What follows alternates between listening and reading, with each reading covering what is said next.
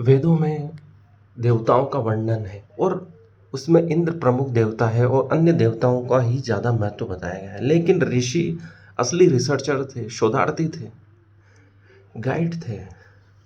उन्होंने अपनी रिसर्च को रोका नहीं। उन्होंने पाया कि इन देवताओं से भी बढ़कर परम सत्ता है, ब्रह्मा विष्णु महेश। फिर उन्होंने देखा उससे भी बड़ी कोई परम सत्ता है, आदि शक्ति है। इसे आदि पुरुष, आदि शक्ति, आदि अव्यक्त नामों से पुकारा गया है। फिर उन्होंने पाया कि ओम ब्रह्मांड की सर्वोच्च शक्ति, उसके ही वाइब्रेशन से, निनाद से ब्रह्मांड की उत्पत्ति होती है, उसी में लय हो जाता है ब्रह्मांड और संचालित भी उसी से होता है। तो तीन शक्तियाँ ओम में समाई हुई, ब्रह्मा विष्णु महेश। ब्रह्मा सृष्टि का निर्माण करते हैं, विष्णु पालन करते हैं सृष्टि का, और शिव विनाश करते हैं। विनाश के बाद ही नई सृष्टि का जन्म होता है। इसलिए सबसे प्रमुख रोल शिव का ही है, जो अपनी विनाशकारी शक्ति से, आह्लादकारी शक्ति से विश्व का विनाश करते हैं, नृत्य करते हैं। वो भी आनंद मग्न होकर, ऐसा नहीं है कि वो तांडव करते हुए दुखी हो रहे हैं। वो जो भी कर रहे हैं आनंद पूर्वक कर रहे हैं। इससे हमें शिक्षा मिलती है कि जो भी करो आनंद पूर्वक करो। विध्वंस के बिना नवनिर्माण नहीं हो सकता है।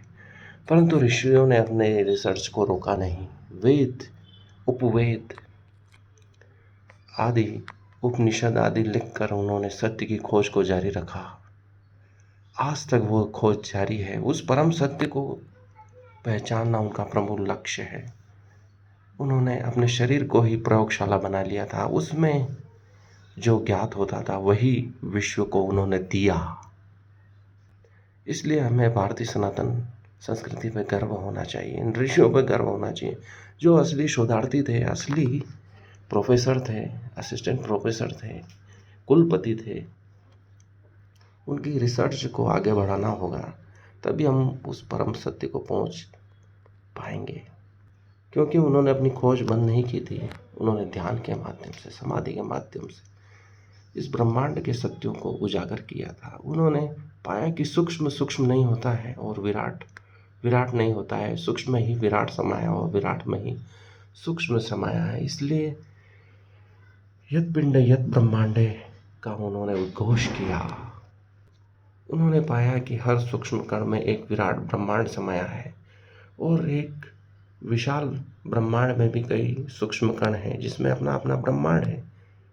यदि हम अति सूक्ष्म हो जाएं, इलेक्ट्रॉन प्रोटॉन के आकार के हो जाएं, तो हमें परमाणु ही ब्रह्मांड के समान दिखाई देने लगा। लेकिन जब हम इलेक्ट्रॉन से भी अति सूक्ष्म हो जाएं, तो हमारे लिए इलेक्ट्रॉन ही ब्रह्मांड का कार्य करने लगेगा। इसलिए सूक्ष्म विराट कोई अस्तित्ववादी अवधारणा नहीं है, इसे ही माया कहा गया है। आप जैसे हो वैसा ब्रह्मांड दिखाई देता है, आप जैसे हो वैसी सृष्टि दिखाई देती है। एको सत्यम बहुना विप्रा वदंती। एक ही सत्य को अलग अलग विद्वान लोग अलग अलग रूप में परिभाषित करते हैं। उनको जैसा दिख रहा है वैसा ही वो प्रकट करते हैं। लेकिन असली दृष्टि है क्या? अर्जुन जब पूछता है कि आप कृष्ण मुझे अपना विराट रूप दिखाइए, कि तुम्हारी इन आँखों से इस विराट रूप को नहीं देखा जा सकता है। मतलब हम जो देख रहे हैं वो सत्य नहीं है। सत्य को देखने के लिए एक अलग ही आँख चाहिए, जिसे ही तीसरी आँख कहा गया है। वो कब खुलेगी? उसी के लिए ऋषि साधना करते हैं और उसी के द्वारा परम सत्य को ज्ञात करते हैं। इसलिए तो हाइजेनबर्ग ने कहा है कि जब अवलोकन करता इलेक्ट्रॉन को देखता है तो उसकी प्रकृति बदल जाती है, उसका स्वभाव बदल जाता है, कि उसकी द्वितीय प्रकृति बदल जाती है और वह एक रूप में हमें प्रकट होता है। जैसे एक सिक्का गोल गोल घूम रहा है, उसके दोनों छोर हेड एंड टेल होते हैं, लेकिन हमें एक ही भाग दिखाई देगा, एक ही सिरा दिखाई देगा जब हम उसे अवलोकन करने के लिए। अवलोकनकर्ता का प्रभाव कण पे पड़ता है, इलेक्ट्रॉन पे पड़ता है, या जिसका हम अध्ययन कर रहे हैं अवलोकन पदार्थ पर पड़ता है। यही समाज में भी लागू होता है। तो असली दृष्टि क्या है? जिससे अवलोकित वस्तु व्यक्ति पर प्रभाव न पड़े, उसे ही कृष्ण ने दृष्टा होना कहा है। यही परम सत्य है। ऐसे कई रहस्य हैं जिनको उजागर होना बाकी है, लेकिन उस अन्वेषण को अंग्रेज़ों के आने से, मुग़लों के आने से जो रुक गया था, उसको आगे बढ़ाना होगा।